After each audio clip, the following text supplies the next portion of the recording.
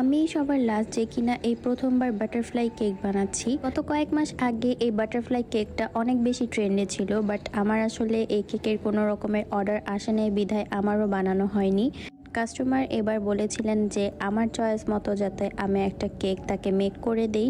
তো আমি সুযোগের সদ্ব্যবহার করে এই ফার্স্ট টাইম হচ্ছে বাটারফ্লাই কেকটা বানিয়ে নিয়েছিলাম। আর এই কেকটা একদমই মিনিয়েচার একটা কেক ছিল, একদম স্মল সাইজের একটা কেক আমি বানিয়েছিলাম। আর এই টাইপের স্মল সাইজের কেকগুলো দেখতে অনেক বেশি কিউট লাগে। আমি এটা এক্সপেরিমেন্টাল একটা ওয়ার্ক হিসাবেই নিয়েছিলাম, যেহেতু আমার কোনোদিনও এই বাটারফ্লাই কেকটা বানানো হয়নি।